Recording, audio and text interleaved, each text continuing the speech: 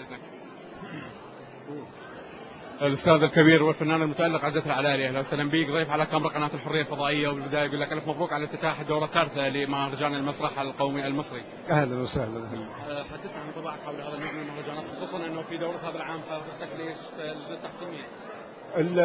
المهرجانات هامة جدا بالنسبة لأي فن من الفنون، بالنسبة للسينما، بالنسبة للمسرح، بالنسبة للفن التشكيلي، بالنسبة للفنون جميعا، بالنسبة للكتاب، بالنسبة لأي حاجة. المهرجانات هي التي تقدم الفكر والفكر الجديد خاصة في المسرح.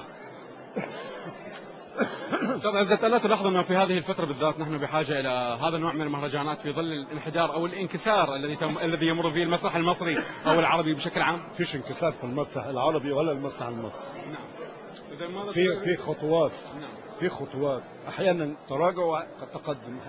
هو ده الفكر في العالم كله، لان الفلسفه قلت في العالم، لان الفلسفه بناخد منها الفكر، ومن الفكر ناخد الادب، ومن الادب ناخد الدراما.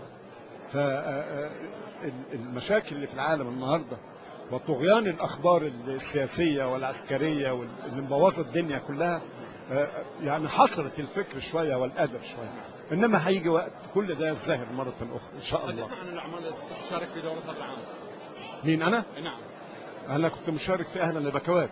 نعم. بس اعتذرت عن الجائزه. انا والاستاذ حسين فاني سبناها للجيل الجديد طبعا. طيب دورة مش هنخش ننافس لاولادنا يعني. هل هناك ما يميز دوره هذا العام؟ نعم. هل هناك ما يميز دوره هذا العام؟ في فكر مختلف جدا، في قصور الثقافه، في الهناجر، في البيت الفني المسرح، في اسكندريه للاتصالات، في الشباب، في الهناجر، في حاجات كتيره جدا جدا مختلفه. كتير. طيب بالختام حاب اسمع رايك حول مستقبل هذا المهرجان بشكل شخصي. يا ولد بينجح ان شاء الله، واخر يوم نسمع رايك انت.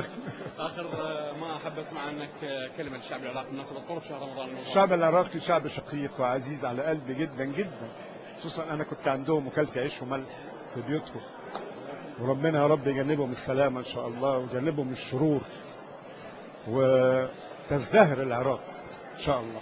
شكرا جزيلا استاذ العزيز.